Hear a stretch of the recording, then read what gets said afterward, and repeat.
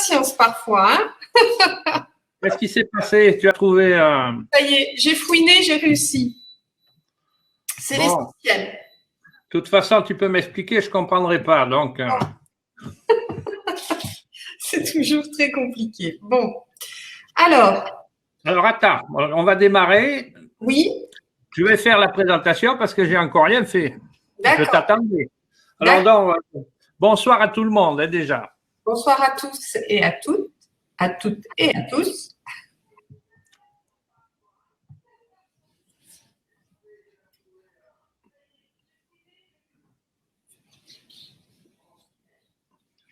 Alors, il faut tenir compte du temps parce qu'il y a plus de 30 secondes hein, entre les paroles et la réception.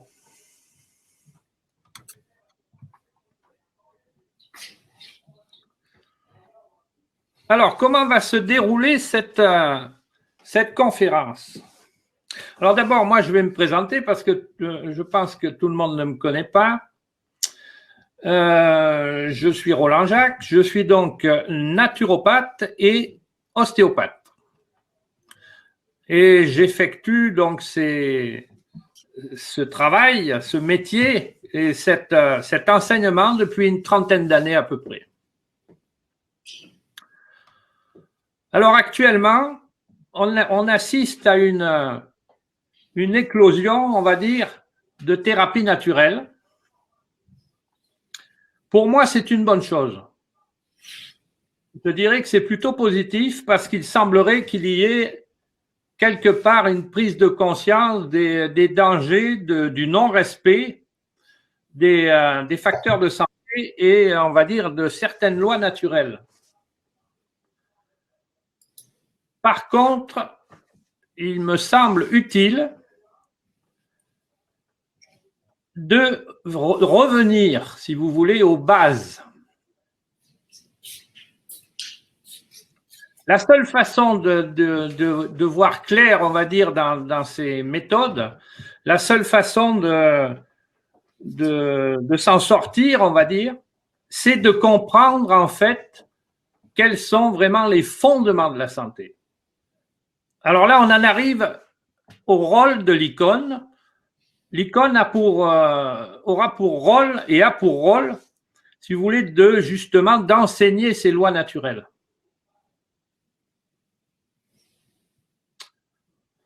Ces lois existent. On va dire, pour nous, elles existent depuis Hippocrate.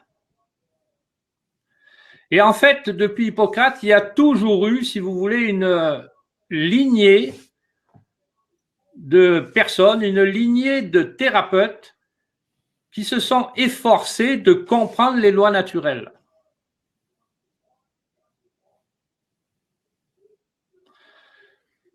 Et il se trouve justement que moi, j'ai eu l'honneur de fréquenter un des grands noms de la psychosomatique naturelle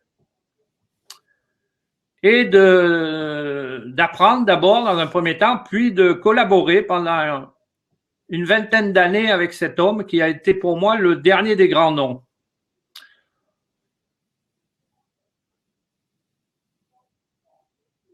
Et donc, après bientôt 40 années de pratique, il me semble une évidence, si vous voulez, de transmettre ce savoir.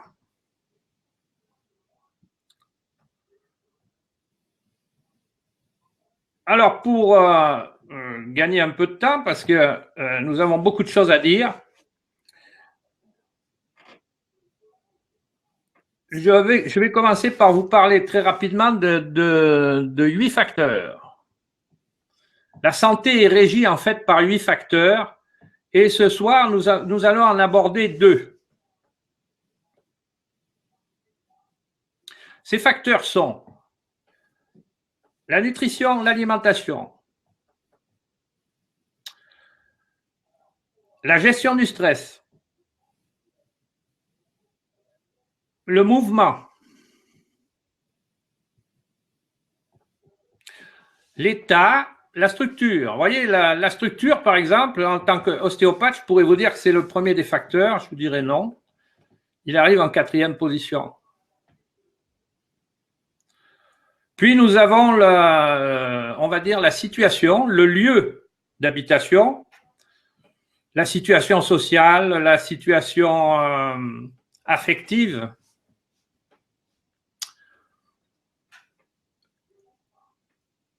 Puis nous avons un facteur qui fait tiquer beaucoup de monde, évidemment, c'est le facteur suppression qui concerne en fait tous les toxiques.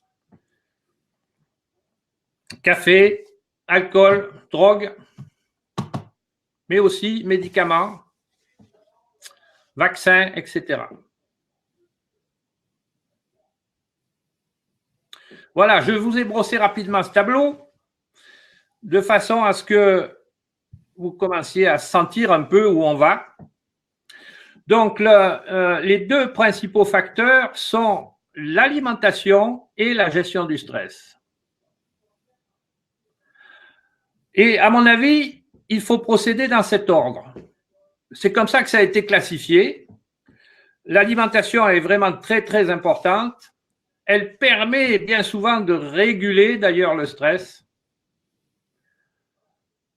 À partir du moment où on arrive à régler certains troubles métaboliques, et on régule certains éléments du stress.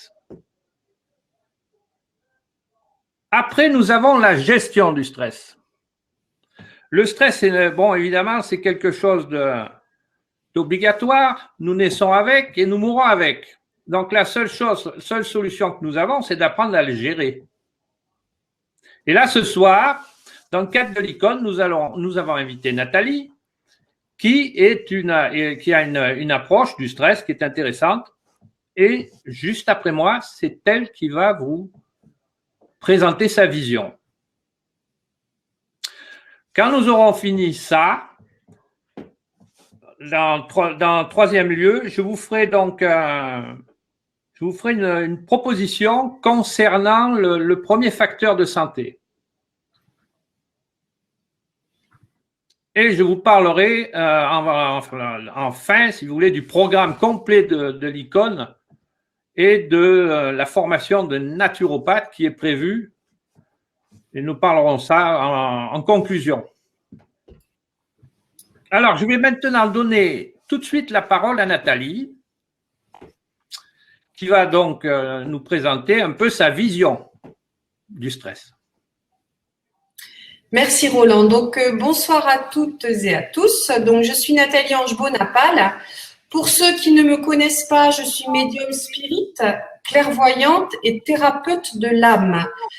Concernée par l'alimentation saine et la prise en charge naturelle des problématiques physiques, psychiques et spirituelles, je suis ici ce soir à la demande de mon ami Roland et merci d'être présent pour échanger sur la gestion du stress, vaste programme puisque nous sommes tous, mais alors tous concernés. Donc la gestion du stress, eh bien d'abord on va définir qu'est-ce que le stress en premier lieu, puis expliquer pourquoi on se trouve en état de stress et enfin, comment on va l'utiliser au mieux pour le transformer. Donc, le stress, eh bien, le stress est un état, c'est une réponse biologique à une stimulation extérieure physique, psychique et sensorielle. Donc, il faut savoir que le stress, c'est une réaction normale et automatique à des événements qui viennent perturber notre équilibre, y compris des événements positifs. On peut imaginer, voilà, on peut penser que le stress, c'est réservé à ce qui est négatif. Non. Également, ça concerne les événements positifs. Donc, le stress touche tout le monde et toutes les classes sociales. Personne n'est épargné. Donc, il existe deux formes de stress. Le bon stress ou eustress qui, lui, va permettre d'affronter les exigences du quotidien. Je m'explique. Par exemple, dans le travail, on va avoir des contraintes, tous, des contraintes physiques, des contraintes psychologiques, des contraintes d'horaire, qui, assumées chaque jour, permettent de dire « j'ai bien rempli ma mission, j'ai fait du bon travail », avec donc une résultante positive. On peut également parler du sport. À la bonne dose, le corps est soumis à un stress physique dont le résultat sera une meilleure endurance, une solidité physique, une diminution de la nervosité. Le mental est coupé, l'attention est centrée sur soi, avec des sensations, on sent le cœur qui bat plus vite, on sent qu'on a les muscles qui sont échauffés, et donc on a déjà une réponse, parce qu'on parle de mental et on parle également de ressenti. Ensuite, il y a donc le mauvais stress ou distress qui se manifeste dès lors que le corps et le psychisme sont soumis à des situations stressantes répétées et trop intenses. Par exemple, trop de sport. Par exemple, une situation d'agression, de harcèlement. Donc, le distress entraîne alors l'impossibilité de trier les informations, de savoir ce qui est bien ou pas, et on est perdu. Donc, lui, le corps, il ne fait pas de distinction entre les menaces physiques et psychologiques. Que l'on soit stressé par une dispute avec un ami ou avec une pile de dossiers à traiter, le corps, lui, réagit avec autant de force que si l'on est face à une menace pour sa vie. Lorsque l'on parle de stress, on a tendance donc à le définir par un sentiment de malaise. Alors oui, il y a une sensation de malaise induite par une réaction biochimique qui se décompose, elle, en 3 phases. Donc, on a une première phase de choc avec cette réaction du corps, donc une accélération du rythme cardiaque, un tonus musculaire et le taux de sucre dans le sang qui s'effondre. Donc, l'organisme, qu'est-ce qu'il va faire? Eh bien, il va essayer de s'adapter. Et il va libérer de l'adrénaline, donc une hormone, qui va aider à une meilleure oxygénation des muscles et des tissus et faciliter la libération du sucre et des graisses par le foie. Et cette réponse-là, elle est invariable. Elle s'effectue à chaque fois que l'on a un stress. Deuxième phase du stress, qu'on nomme la résistance. Là, c'est quand il y a persistance du stimulus stressant. Donc, il y a résistance de l'organisme qui va sécréter d'autres hormones, comme l'endorphine, le cortisol, la dopamine. Et l'organisme réagit et ainsi peut survivre à des situations pouvant le mettre en danger.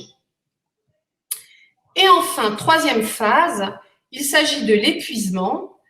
Et là, cette phase intervient si le stress perdure et que l'organisme ne peut plus faire face, car les dépenses énergétiques du corps nécessaires sont trop importantes.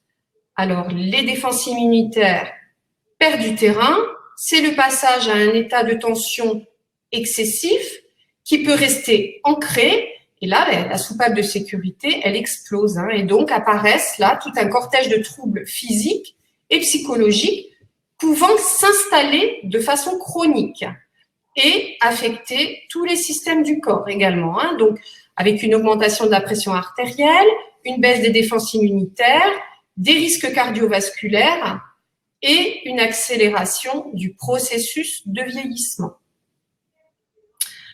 Donc, cela étant dit, il est quand même important de préciser que le stress n'est pas causé uniquement par des facteurs externes. Il peut être auto-généré, donc avec des inquiétudes irrationnelles, des peurs obsédantes, des pensées noires, pessimistes. Et Mark Twain, qui est un écrivain du 19e siècle, disait « J'ai eu beaucoup de problèmes dans ma vie, dont la plupart ne sont jamais arrivés. » Donc, je pense que cette citation, elle nous amène un petit peu à réfléchir et à méditer sur comment relativiser également les problèmes, entre guillemets. À partir du moment où le stress devient un état récurrent, voire permanent, il y a lieu de se poser des questions. Donc, première question, pourquoi suis-je en stress? Face à des situations difficiles, le corps et le psychisme vont mettre en place des mécanismes de défense, tels que la colère, la peur, l'évitement, la sidération, on ne peut plus réagir. La fuite, on va prendre les jambes à son cou. Donc, face à une même situation, chaque personne réagit différemment selon sa personnalité, son état psychologique. Ce qui sera facteur de stress pour l'un ne le sera pas forcément pour l'autre. D'où l'importance de connaître chacun ses propres limites. L'usure progressive engendrée par le stress devenu chronique dépend en partie, et ça c'est très important ce que je vais vous dire, de la perception des causes. Cela signifie que l'on peut agir sur lui puisque la perception est subjective. Même s'il existe bien entendu des facteurs aggravants comme des situations de la vie ou certains états psychiques durant lesquels la personne développe des réactions en chaîne. Et là, ça devient un peu incontrôlable. Dans ce cas, les formes de réponse vont donc durer, vont empêcher de vivre l'instant présent et vont impacter la vie tout entière. Alors, à ce moment, il est nécessaire vraiment, et j'allais dire même bien avant, en amont, de comprendre, de comprendre le phénomène, de pouvoir agir pour le dépasser et guérir, parce que finalement, c'est de ça dont il s'agit. Donc, pour pouvoir mieux gérer le stress, il est important d'en connaître les signes avant-coureurs et les symptômes. Donc, on a 4 grands symptômes, si j'ose dire, du stress. Donc, il va y avoir les signes physiques. Donc, avec les douleurs, les troubles digestifs, la tachycardie, par exemple, les troubles du sommeil, ça fait partie aussi des symptômes physiques. Les facteurs émotionnels, les symptômes émotionnels, comme l'irritabilité, la colère, l'énervement, l'incapacité à se détendre, un sentiment de solitude qui peut devenir un sentiment dépressif avec de la tristesse associée. Il va y avoir des symptômes cognitifs avec des problèmes de mémoire, une difficulté à se concentrer, des pensées anxieuses, des pensées pessimistes et une inquiétude chevillée au corps, constante. Et enfin, des symptômes comportementaux qui donc vont se traduire par un comportement un petit peu aberrant, où on mange trop, où on ne mange plus, où on dort trop, où on ne dort plus, où on s'isole, on néglige aussi ses responsabilités et on peut évidemment partir après dans l'alcoolisme, dans les drogues, etc. Donc, il faut savoir qu'on a des outils pour transformer un petit peu tout ça. Là, je brosse un tableau un peu noir parce que j'explique dans le détail, mais évidemment qu'on n'a pas forcément tous ces symptômes-là non plus. Donc, quels outils vais-je utiliser pour transformer cet état? Il y a trois grandes définitions. Donc, il y a l'évaluation, il y a la compréhension et l'acceptation, puis l'analyse du phénomène qui permet d'atténuer le stress. Alors, on va d'abord évaluer la situation pour ensuite modifier l'impact de stress provoqué par certains contextes, certaines personnes, et ainsi limiter, voire modifier les sources de tension. On va mesurer leur importance pour ainsi dédramatiser, donc on va faire baisser un petit peu d'un cran. Par exemple, est-ce utile? Alors, on est très énervé, on est très en colère, il y a une situation qui nous met un peu hors de nous. Et finalement, au lieu de se le dire 2 heures après, vaut mieux anticiper d'ores et déjà quand on sent que tout ça monte en nous et de se dire, est-ce utile de m'énerver à ce point? Le fait déjà d'avoir cela en conscience, en fait, diminue déjà la réaction. On change l'impact, en fait. On se ressente. On va ensuite comprendre l'influence des conditionnements, c'est-à-dire reconnaître les petits mots sur la liste des obligations comme je dois, il faut, c'est pas possible, c'est injuste, je suis incapable de, etc. Donc, prendre conscience que ces petits mots-là nous empoisonnent, nous emprisonnent et que on peut intervenir là-dessus. C'est vraiment un exercice, un entraînement pour couper cela. Ensuite, on va essayer d'accepter que l'on est de simples êtres humains, que nous sommes incarnés pour apprendre et qu'à ce titre, eh bien, des exercices sont mis sur notre route et nous font réagir, nous font ressentir. Donc ça, c'est accepter que c'est normal. Et puis, finalement, on va analyser une situation en concentrant l'énergie sur un objectif pour agir, pour modifier nos comportements et finalement rester maître de nous-mêmes, hein, sans se laisser dépasser. Donc c'est facile à dire tout ça comme ça, mais effectivement, ça demande un petit peu d'entraînement. Donc, concrètement, comment vais-je utiliser ces outils pour lutter contre ce stress? Eh bien, on va mettre en place des moyens psychologiques et émotionnels, physiques et spirituels. Donc, premièrement, les moyens psychologiques et émotionnels, eh bien, ça va d'abord être de prendre conscience des souffrances, des blessures qui font mal, pour pouvoir mobiliser les forces.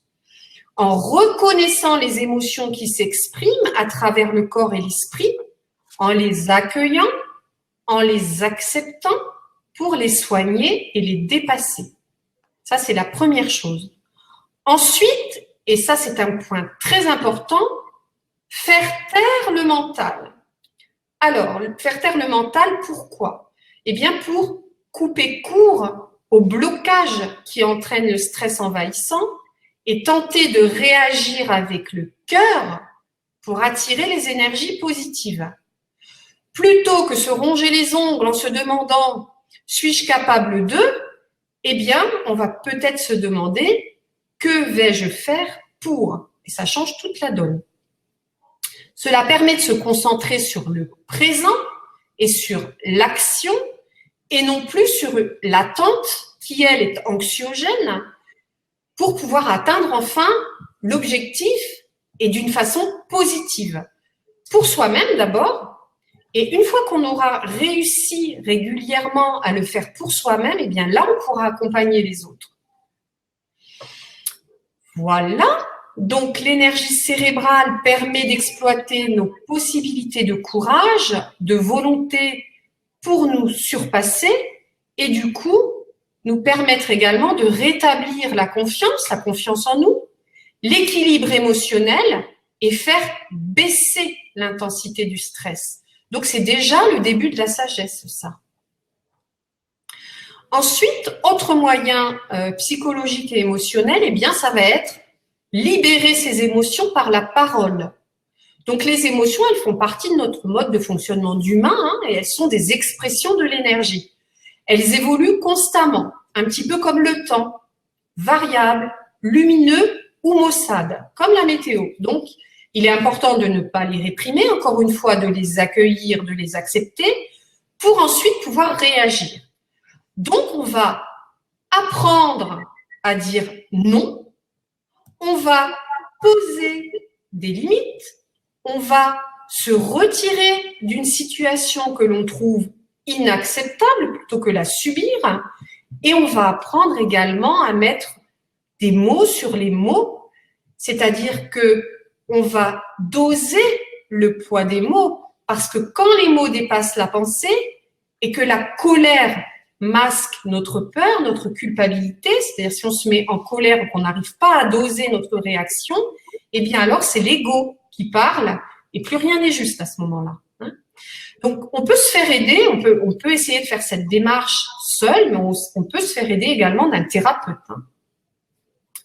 Ensuite, eh bien, on va libérer ses émotions par le détachement, qui s'exprime par un pas de côté et qui permet de ne pas être le jouet de ses émotions. C'est-à-dire prendre de la distance pour que le stress ait moins d'impact. Le détachement, finalement, c'est quoi? C'est la conséquence de l'acceptation à ne plus avoir peur. C'est accepter de ne pas être d'accord avec une situation ou une personne qui engendre un stress. La perception, alors, du coup, elle est tout autre, hein, elle est changée. Le blocage, eh bien, il se transforme en un apprentissage sur soi, sur l'autre. Donc, se détacher, finalement, c'est rester centré et ancré dans l'instant présent. Et finalement, eh bien, il sera utile également de poser un regard bienveillant sur soi. Hein. C'est important de s'accorder de l'attention pour soi-même, donc de s'aimer, hein, d'avoir confiance en ses ressources. Je sais qui je suis et donc je sais ce qui est bon pour moi et ce qui ne l'est pas. C'est aussi se pardonner de ne pas savoir tout gérer. Et ainsi, en laissant de la place pour cela, eh bien, on retrouve la liberté intérieure et le constat d'échec, ce qui était un constat d'échec, devient un acte d'acceptation et d'amour envers soi-même. Donc, vous remarquerez, hein, sur ces moyens psychologiques et émotionnels que j'ai énoncés, j'ai employé plusieurs fois le verbe accepter, le mot acceptation, et donc on parle bien là de lâcher prise. Est-ce que vous avez des questions ou est-ce que je peux continuer? Tout le monde est sage dans la salle. Je continue alors. Donc ensuite, il y aura des moyens physiques et sensoriels. Notre corps, notre esprit et notre âme sont étroitement liés, hein, et interagissent entre eux. Donc, lorsque l'on est stressé, eh bien, la capacité de défense de notre corps est réduite. Elle peut même disparaître et engendrer des désagréments physiques, psychiques, et là, je te rejoins, Roland, hein, voire la maladie. Donc, des moyens physiques et sensoriels sont à notre portée pour pallier les défaillances en trouvant des réponses instinctives, j'insiste sur le mot instinctive, et sensorielle au stress pour le soulager. Donc, cela passe par quoi? Par des choses toutes simples. Peut-être écouter de la musique. Par exemple, écouter une musique de relaxation induit une mise en onde θ et alpha de notre cerveau. Donc, elle favorise le lâcher-prise et la détente. Elle provoque l'état d'hypnose permettant de nous soustraire au poids du stress. Voilà, hein, on se retrouve dans un état finalement d'hypnose. Et c'est une thérapie sans ordonnance, cela. Hein. Ça peut être manger quelque chose qui fait plaisir. Alors, ça peut être un carré de chocolat, hein, c'est pas grave ça. Hein. Un bon chocolat noir à 80%, c'est tout à fait réparateur. Ça peut être faire un câlin à son chien, sentir une odeur qui ramène à un souvenir positif, un parfum, un gâteau. Ça peut être regarder sa photo préférée. Tous ces petits moyens-là sont autant d'exutoires au stress. Ensuite, autre réponse, ça va être prendre conscience de son corps, de son esprit, pour chasser les tensions et retrouver le calme. Alors, en quoi faisant? Eh bien, en respirant déjà, en méditant. Ça peut être tout simplement en lisant un bon livre, en s'étirant, en corrigeant l'équilibre et les positions, en stimulant avec les massages ou les automassages, en se faisant plaisir, en riant, c'est très important le rire, c'est une thérapie le rire, en visualisant tout ce qui nous fait plaisir, tout ce qui ravit nos sens, en s'alimentant sainement et en dormant pour permettre au corps de bien carburer et de bien récupérer, en faisant du sport, donc selon ses affinités, plutôt calme comme le yoga, le qigong, ou plutôt physique comme le VTT ou la course à pied. C'est en fonction de ses affinités, de ses possibilités physiques aussi. En faisant donc du sport, en s'offrant une séance de magnétisme. Pourquoi? Parce que le magnétisme, il va rétablir également la bonne circulation de l'énergie qui se trouve bloquée par le stress. En restant créatif, manuellement, intellectuellement, pour permettre la concentration de l'énergie sur l'instant et ne pas laisser le mental nous envahir. En vivant avec la nature, en la respectant, en se baladant, en se ressourçant à son contact et en prenant conscience que nous en faisons partie de cette nature. Ensuite, on peut aussi essayer d'harmoniser l'énergie qui nous entoure dans nos maisons avec le Feng Shui, par exemple, en se faisant accompagner par un thérapeute, parce que tout seul, on ne s'en sort pas. Donc, un thérapeute peut nous aider à nous recentrer. Et en utilisant, bien sûr, des thérapeutiques douces et naturelles pour canaliser les émotions négatives. Donc, la liste n'est pas exhaustive, il y aurait plein de choses à dire encore. Toutes ces techniques, ce qu'on peut dire, c'est qu'elles sont simples, elles sont à la portée de tous et elles ont démontré leur efficacité.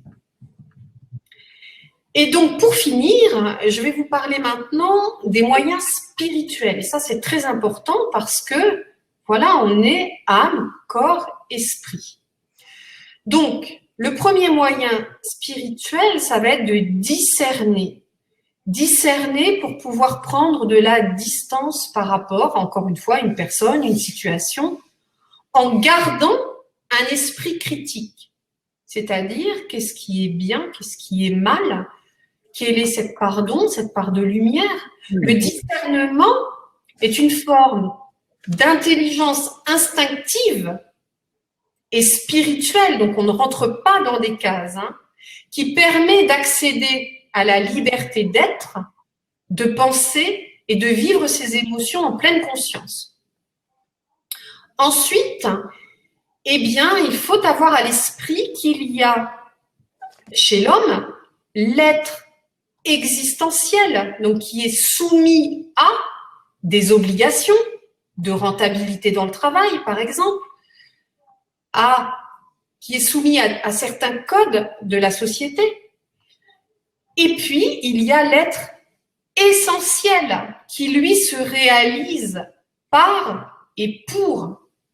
Ça va être accéder à la quête de sens. Par quoi mon être est-il animé dans cette incarnation? C'est une véritable connexion à soi et à sa vérité profonde. Ensuite, il faut avoir conscience de l'unicité de notre être. Nous sommes, comme je l'ai dit, une âme, un corps et un esprit, et les dissocier fait perdre l'équilibre physique, énergétique et spirituel, et donc la force vitale. Nous sommes des êtres spirituels. Il est important également de vivre l'instant présent en l'acceptant, sans s'y confronter ni discuter de ce qu'il est. On ne peut pas le contester, l'instant présent, puisqu'il est. Donc, autant s'en faire un allié. Où que je sois, quoi que je fasse, je suis. Dès lors, je ne me laisse plus impacter ni par ce qui s'est passé, ni par ce qui va advenir, parce que c'est pas encore là. Et puis, il faudra également se poser les questions essentielles. Est-ce que là, j'exerce ma liberté d'être? Est-ce que là, je donne un sens à ma vie? Et finalement, et ça c'est très important, il y aura lieu de s'aimer.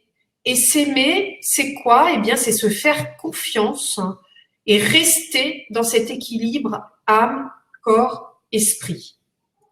Donc, avec tous les moyens que je viens d'énoncer, psychologiques et émotionnels, physiques, sensoriels, spirituels, l'âme, le corps et l'esprit bénéficient de l'énergie unificatrice qui permet de trouver l'équilibre global dont on a besoin pour rester centré et mieux gérer du coup le stress.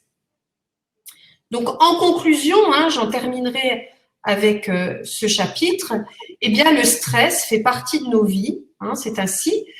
La vie, elle est faite de cycles et de périodes de transition, de crépuscule et d'aube, rien n'est facile.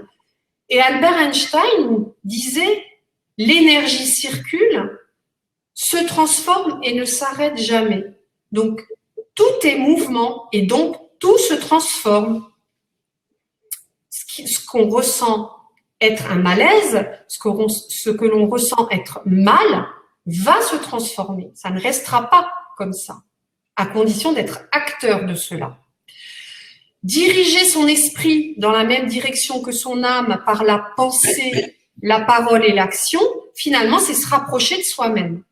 Donc, prendre conscience des souffrances et des blessures, c'est les accueillir, les accepter, c'est reconnaître les émotions qui s'expriment à travers le corps et l'esprit, c'est apprendre pour grandir en mettant le doigt sur les peurs et la culpabilité afin de les dépasser, en apprenant à dire non, en apprenant à s'occuper de soi, en utilisant toutes nos potentialités, en posant un regard bienveillant sur soi et sur les autres et en se posant des questions fondamentales. Tout ce cheminement conduit à se respecter, s'aimer, à guérir l'enfant intérieur, atteindre l'équilibre en se faisant aider si besoin pour pouvoir observer puis mettre le stress à distance sans le subir de plein fouet. Ça ne veut pas dire qu'on va complètement le supprimer, mais l'impact sera considérablement diminué et ça, je vous garantis que ça change tout. Voilà, j'ai terminé. Bien. Merci Nathalie. De rien. Pour ce grandiose exposé sur le stress. Alors, je voudrais ajouter quand même quelques petites choses. Du point de vue de la naturothérapie, on essaie toujours, si vous voulez, de chercher au maximum la simplification. Dans ma recherche personnelle, parce qu'il faut savoir qu'avant d'être, on va dire, naturothérapeute et ostéopathe, j'ai eu certains problèmes, notamment au niveau émotivité. Et dans le cadre de mes études en naturothérapie, j'ai cherché beaucoup. Et je me suis aperçu d'une chose, et ça depuis assez peu de temps. Déjà, je connaissais le rôle de l'alimentation et le rôle chimique, si vous voulez, que peut avoir l'alimentation sur le stress. Mais il y a autre chose. Quelque chose qui m'a fait faire un énorme bond en avant, c'est une constatation tout à fait pratique qui est tirée, on va dire, de ma pratique des arts martiaux et de la pratique de l'ostéopathie crânienne. Et là, je me suis rendu compte d'une chose, c'est que si on arrive à rentrer dans son mouvement primaire, dans ce que les Chinois appellent la respiration primaire, c'est tout simplement le mouvement des os, des chairs, on en a tous un qui nous est personnel. On rentre quelque part dans le flot de la vie. Et là, le fait je sais qu'en ce qui me concerne, et ce qui concerne d'ailleurs pas mal de mes patients, le fait de découvrir ce mouvement sans chercher autre chose suffit à provoquer, à amener, si vous voulez, un calme profond. Là, je parle d'un point de vue pratique. Donc, dans le cadre de l'icône, ce que nous faisons, lorsque nous allons aborder le stress, nous allons vraiment l'aborder de cette façon-là, c'est-à-dire d'une façon vraiment physiologique. Ce qui n'enlève absolument pas l'impact, évidemment, de la psychothérapie. Voilà, c'est ce que je voulais simplement ajouter sur le stress. Alors, là, ça fait 1 heure à peu près que nous débattons. Alors, est-ce que vous avez des questions? Alors, c'est le moment. Sur le stress, je vous ai mis la carte de Nathalie. J'espère que tout le monde l'a vue ou la voit. Merci de nous confirmer tout ça. Vous me mettez un petit oui là. Nous faites un petit signe pour savoir si vous recevez tout ça.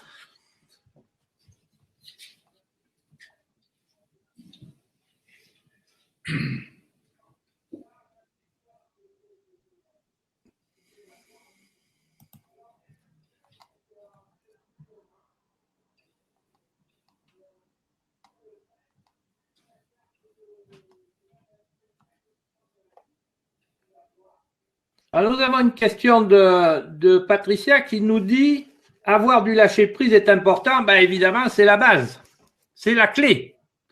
Le lâcher-prise, à partir du moment où on lâche prise, ça veut dire que quelque part, on libère la vie.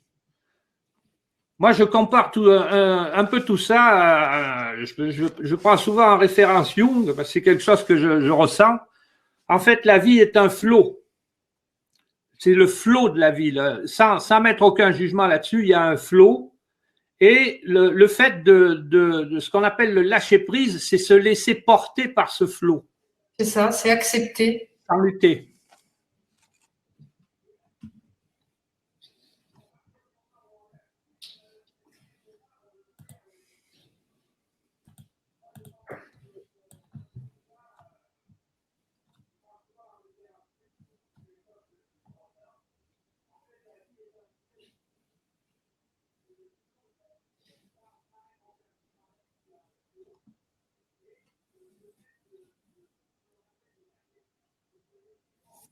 La grande force, justement, de la psychosomatique naturelle, c'est justement d'avoir recherché au maximum des raccourcis.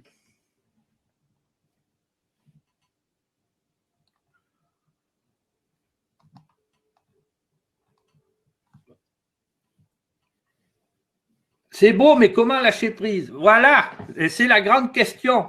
Alors là, je vais vous dire, moi j'ai vu des gens lâcher prise avec le jeûne, simplement le jeûne. Jeûne avec un accent, je précise.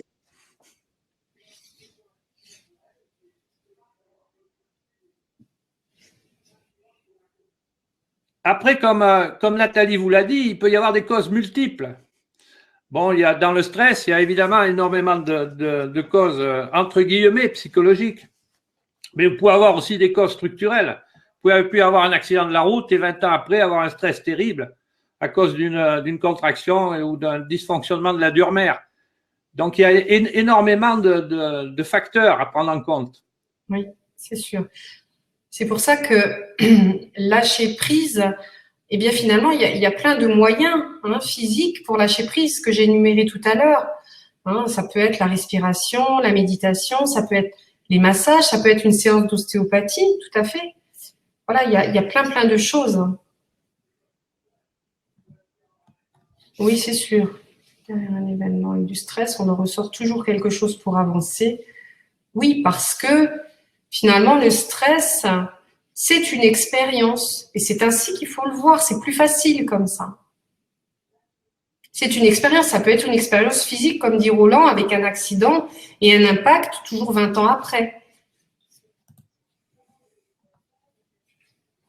Ça peut être un choc. C'est pour ça que je conseille les arts martiaux. Je plaisante, évidemment. Le yoga, bien sûr, permet le lâcher-prise. On pense aux postures, à la respiration, comme je vous disais tout à l'heure. On concentre l'énergie sur une activité à un instant T et on est pleinement dans le présent, en toute conscience, À partir du moment où on est dans le présent, vraiment concentré sur l'instant présent, on lâche prise, c'est automatique.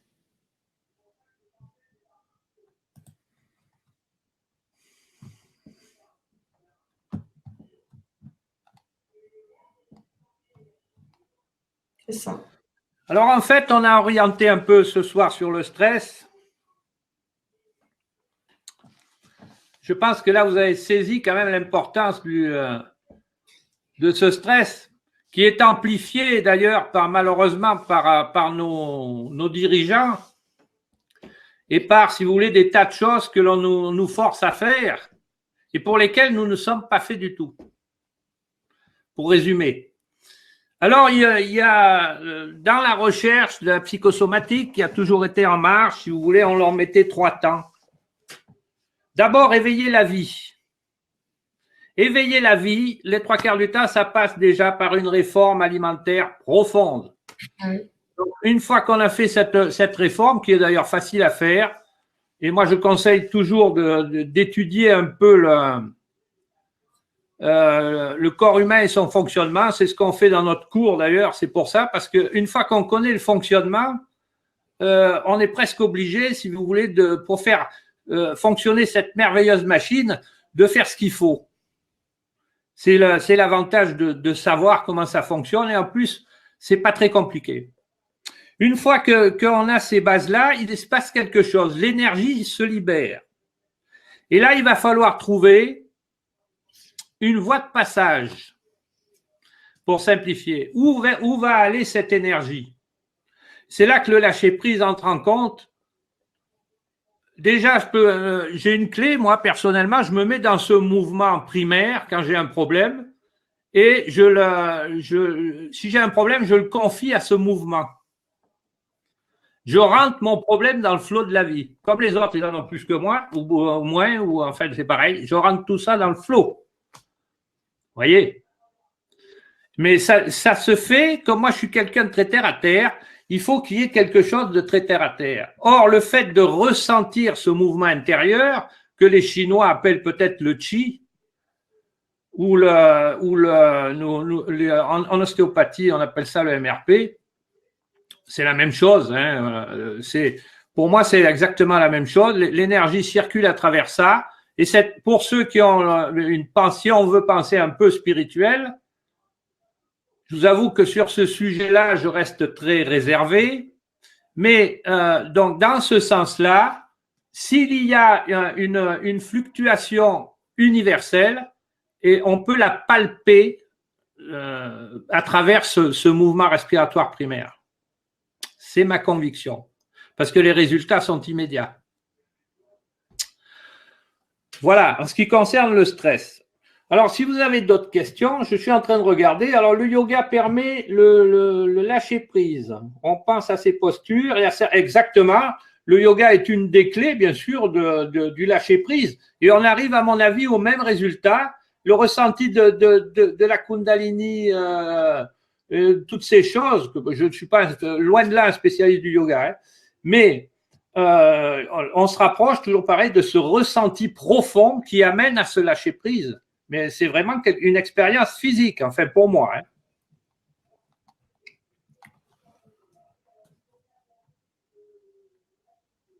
Et voilà. Là, Pascal, oui, c'est vrai tout ça. Le corps s'étend, on gagne en souplesse, les images passent. Et nous ne jugeons pas. Voilà, il faut accueillir. C'est ce que disait, par exemple, le grand Vitoz, Roger Vitoz. J'accueille.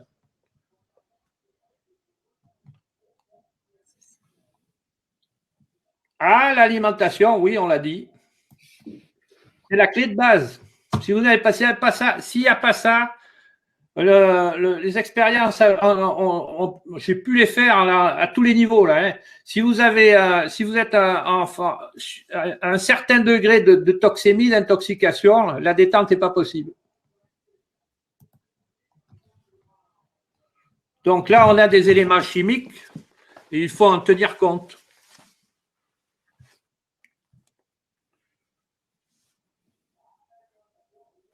Libérer la force, libérer l'énergie pour aller où? Vous allez me dire. Ben, pour essayer de réaliser ce pourquoi, quelque part, la nature nous pousse vers une certaine tendance. Certains appellent ça la légende personnelle.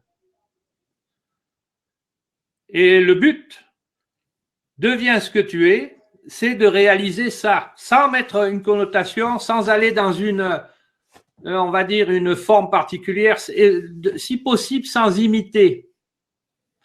Comme disait Bruce Lee, qui est mort trop jeune, être et ne pas devenir. C'est ça. Être pleinement soi.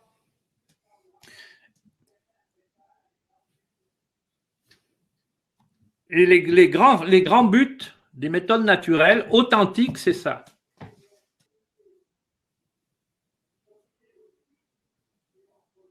De toute façon, si on a une alimentation aberrante, forcément, il y a une réponse au stress qui va être du même ordre. Le corps va être occupé. Finalement, le corps, l'âme et l'esprit peuvent pas être unifiés parce qu'il va falloir lutter contre les toxines. On peut pas être partout à la fois. Et lutter contre les toxines, c'est lutter contre un stress, contre un stress du corps. Tout à fait. Infligé au corps. Je vois des questions, alors j'essaie de suivre là au fur et à mesure. Qu'entends-tu par alimentation vivante? Ça, c'est une question, mais je ne sais pas si elle est posée à nous ou elle est posée à Pascal. Ah, mais si vous discutez entre vous, on ne va pas en sortir.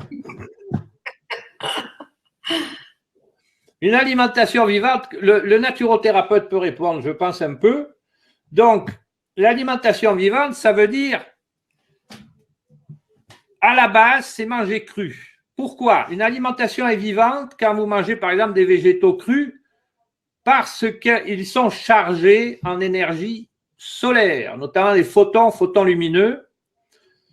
Et quand vous mangez ça, c'est comme quand vous consommez des graines germées. Pendant la germination, vous avez la vie qui est à l'intérieur, dont on ne connaît pas tous les éléments. Donc, manger vivant, ça veut dire manger cru le plus possible. Des végétaux, pour certains de la viande, mais moins. Parce qu'il y a des exemples de gens qui ont vécu très longtemps mangeant de la viande crue. Comme de nos jours, c'est plus tellement possible. Moi, j'avoue que je ne le conseille pas. Même si je ne suis pas rebuté par un steak tartare.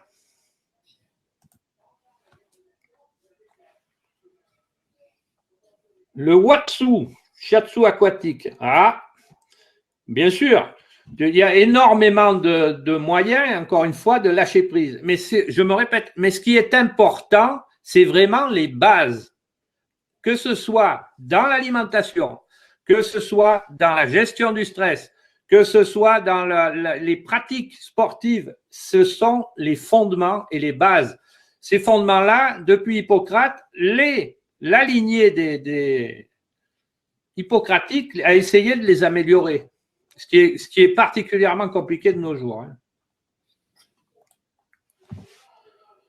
Avec les bases, tout est possible. C'est ce que je dis parce que peut-être il y en a parmi vous qui voudront faire thérapeute. À partir du moment où vous avez les bases de la santé, vous pouvez choisir. Soit vous devenez un vendeur de compléments alimentaires, soit vous devenez un aide. Mais vous savez ce que vous faites. Vous pouvez transmettre quelque chose de fort et de simple, qui n'est pas forcément extrêmement lucratif, ou vous pouvez utiliser ça d'une certaine façon et diffuser à côté des choses qui vous feront largement gagner votre vie. Mais vous connaissez à ce moment-là les fondements de la santé. Ce que vous pouvez apprendre en naturothérapie à l'ICON a été enseigné en fac de médecine, donc pendant des années, c'était l'enseignement de Bobigny. Et donc, d'un point de vue scientifique, c'est imparable.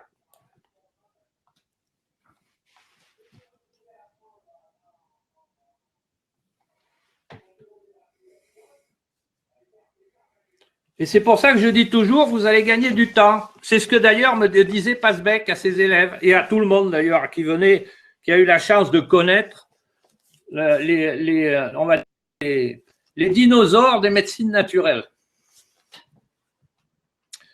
Vous allez venir ici, vous allez gagner du temps. Et moi, maintenant, j'ai largement compris ce que ça voulait dire.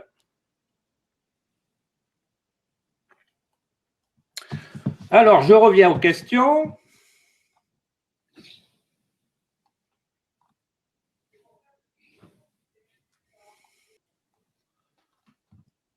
Alors, là, quand même, parce qu'il ne faudrait pas qu'on se couche trop tard, ça fait 1h17 qu'on parle. Alors, n'hésitez pas à poser encore vos questions, profitez de cette conférence, tous ceux qui sont là.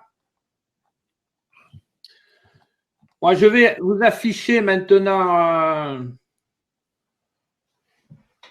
le programme du cours de base.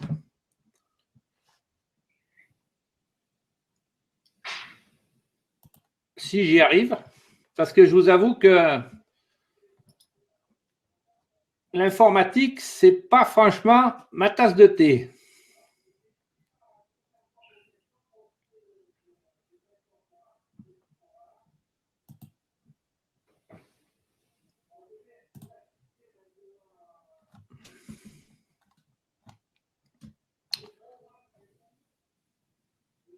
Alors, je viens de mettre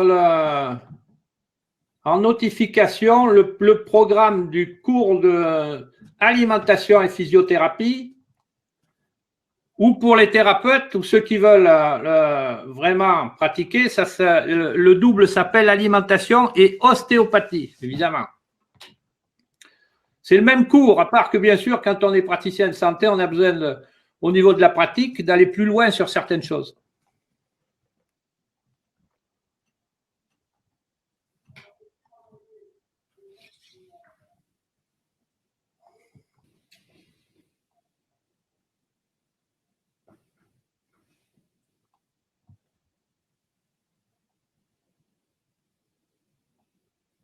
Alors celui-là, c'est un cours que c'est ce que j'aurais aimé qu'on m'apprenne, vous voyez.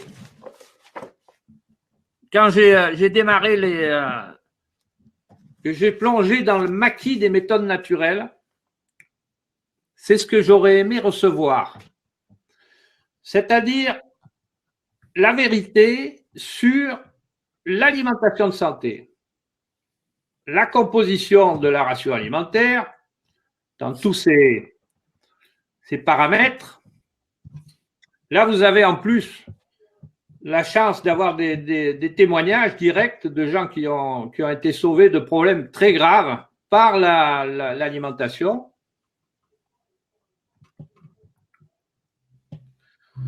Après, vous avez un fonctionnement de l'appareil digestif complet dans ce cours, facile à intégrer. Vous allez savoir ce qui se passe de la bouche jusqu'à l'élimination. Vous allez savoir ce qui se passe à tous les niveaux. Donc après, quand vous avez un problème, vous pouvez pratiquement faire un autodiagnostic intéressant. C'est pas mal pour tout le monde. Hein. Vous avez ces cours-là intéressés du temps de Pasbeck, du temps des naturothérapeutes. C'était tout le monde qui venait. Hein. Tout le monde était mélangé. Il y avait des toubibs, des non-toubibs. Tout le monde venait étudier de la même façon. C'est un peu ce que je vais essayer de reproduire. Alors, fonctionnement de l'appareil digestif, avec la merveilleuse théorie du cathare, qui date d'Hippocrate. Puis, vous avez après, évidemment, les régimes les moins dangereux. Vous avez le jeûne et ses applications, parce que là, le jeûne, c'est pareil. Attention maintenant à l'excès. Vous avez, on trouve les deux. Hein.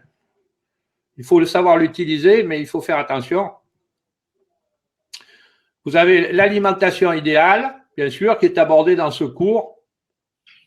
enfin, l'alimentation, le schéma, on va dire, le plus représentatif d'une alimentation saine, qui a d'ailleurs été largement inspiré par le régime crétois.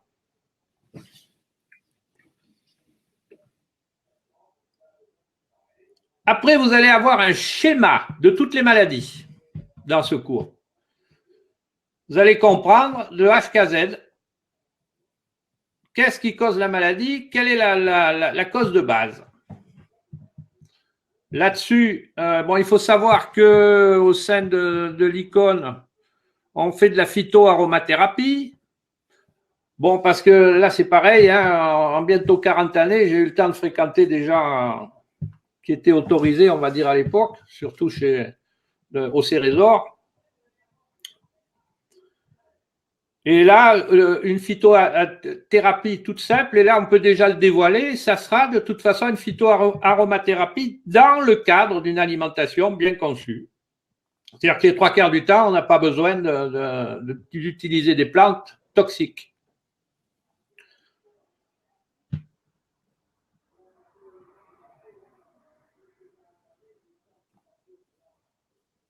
Le module 5 et le module 6 sont consacrés à la physiothérapie de la sphère.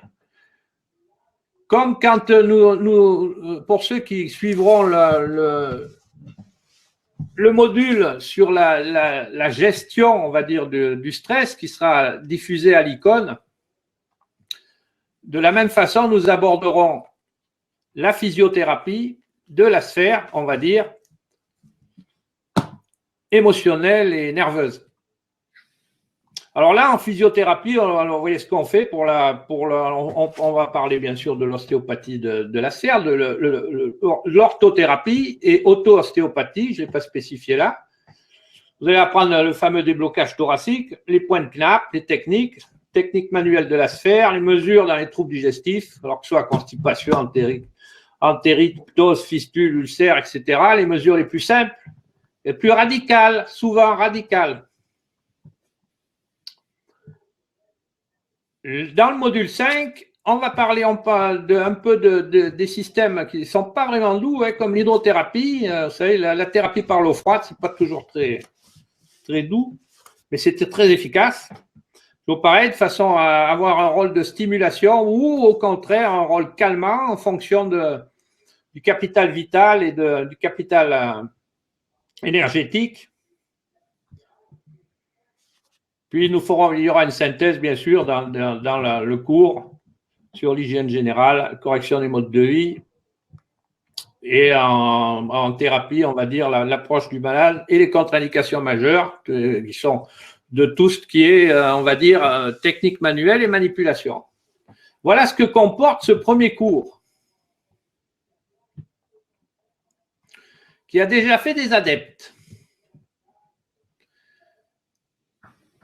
Et alors, il ouvre les portes, si vous voulez, de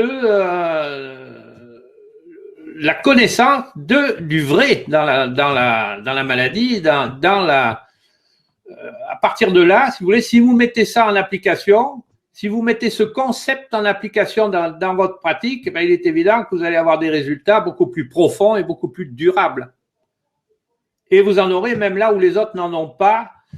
À mon humble avis, je peux me tromper, mais vu comment évoluent les choses, revenir à l'originel, vraiment à ce qui est efficace, qui est sans artifice, ça risque de devenir une obligation de survie. Voilà pourquoi, si vous voulez, j'ai commencé par ça. Ce n'est pas ma tasse de thé, hein. Je l'ai fait. Moi, si j'avais pu faire que de l'os ou me consacrer, on va dire, à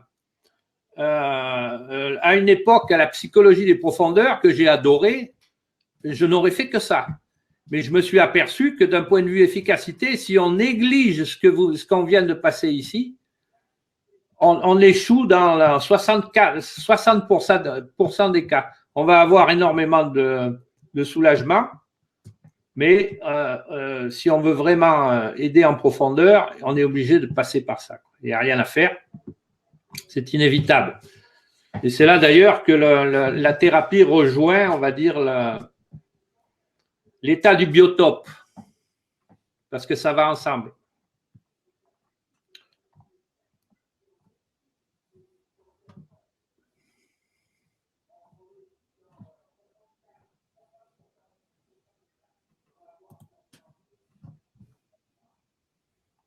Alors, je veux vous dire un mot sur la formation là, complète. Quoique déjà, vous savez, il y a tous ceux qui suivront et qui suivent actuellement le cours de base, déjà vont apprendre l'essentiel. Mais après, bon, évidemment, dans le diplôme que je suis en train de mettre en place de naturo fondamental, il est évident que d'autres choses seront nécessaires. Donc, on passe du stress à la psychosomatique. Il y aura des éléments sur la psychologie des profondeurs, évidemment. Sur aussi deux matières qui m'ont passionné et qui, contrairement à ce qu'on croit, ne sont absolument pas à tonalité raciste. Je parle de la morphopsychologie et la sémantique générale, la neurosémantique, qui permettent, là justement, en ce qui concerne la psychothérapie, mais alors de prendre un vertigineux recul sur les choses. Donc, on aura ça dans le évidemment, dans le cadre de la psychosomatique. Il y a tout un module qui est réservé aussi aux pathologies et à leur approche manuelle. Et là, évidemment, je donne, moi, tout ce que je sais. Ça veut dire une douzaine d'années d'études en ostéopathie et en mécanique. Et donc, je vais donner tout ça.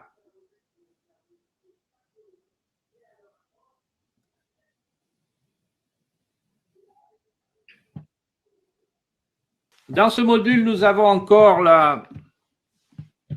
toute une partie qui est réservée à la phyto et à l'aromathérapie. Là, basée sur les travaux de Raymond Lautier, Pierre Francombe, surtout Pierre Francombe d'ailleurs, anciennement Valnet, etc. Vous apprenez évidemment la complémentation alimentaire de base, qui est devenue aussi une obligation.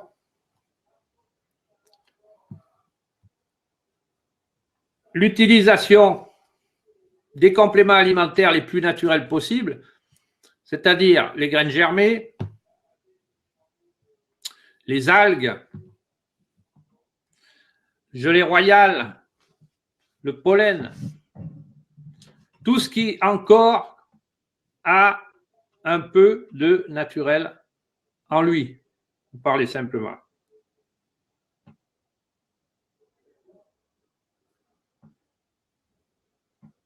Voilà, ce cours devrait durer, si j'ai bien calculé, aux alentours de 3-4 ans. Il ne sera pas hors de prix.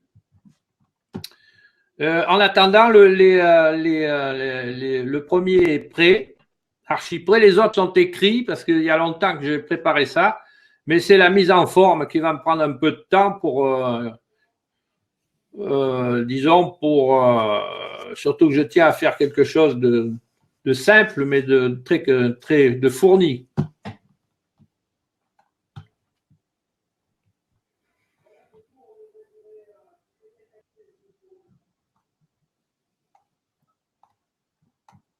Alors évidemment, quand je parle plus, il y a un gros décalage. Bien, alors voilà, je pense que je vous ai résumé l'essentiel de ce que je voulais vous dire ce soir. Nathalie, si tu as autre chose à ajouter, c'est le moment. Non, bah écoute, moi je me rapproche complètement de toute cette théorie, bien évidemment, hein, puisque je me suis toujours senti concernée par l'alimentation naturelle et Absolument. sur les bases notamment de Catherine Kousmine qui m'ont été transmises par ma maman. Donc forcément, bien sûr que je suis complètement en accord avec tout cela.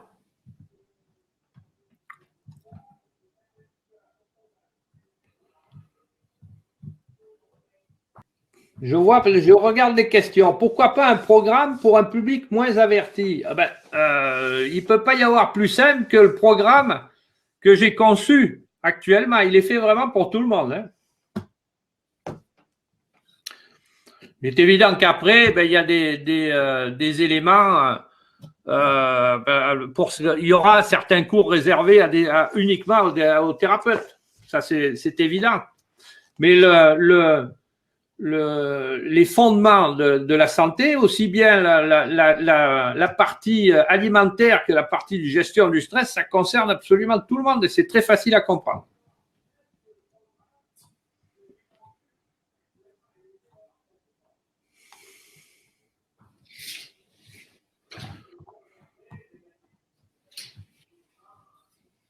C'est fait pour ça. Cette diffusion est faite pour ça.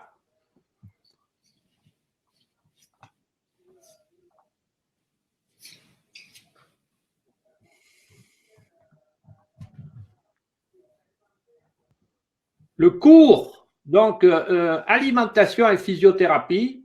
Alors, s'il y en a qui sont intéressés, c'est simple, il suffit de cliquer dessus.